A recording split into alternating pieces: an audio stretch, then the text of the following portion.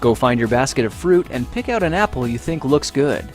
Now, using a sharp cutting knife, carefully cut the apple at a slight diagonal so that it slices right through the center of the apple core. While we're here, let's save 2 of the seeds because we'll be needing them later.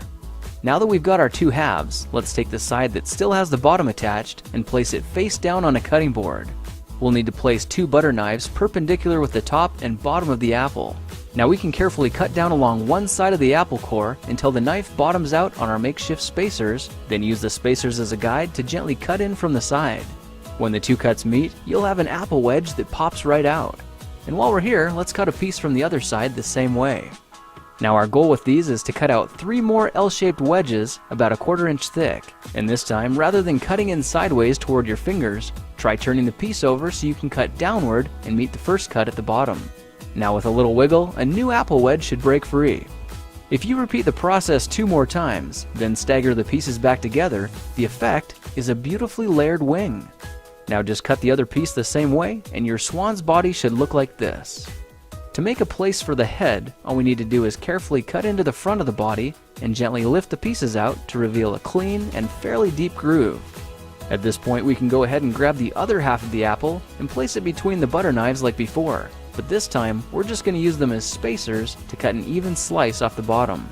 You can see that repeating this process 3 or 4 times gives us a nice variety of shapes and sizes.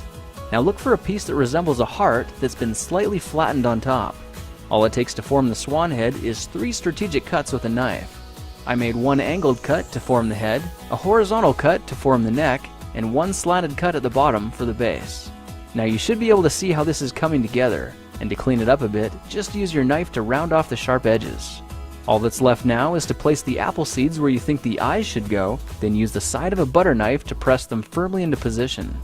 When both eyes look good, simply drop the neck into place, and you're done. You've just created a beautiful and decorative apple swan. I spritzed mine with a bit of lemon juice to help prevent it from turning brown, then put it on display to show off for our dinner guests later that night. If you try using different apples, you'll get a nice contrast of colors, and every bird will look a little bit different.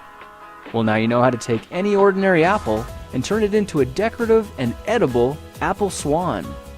If you like this project, perhaps you'll like some of my others. Check them out at thekingofrandom.com.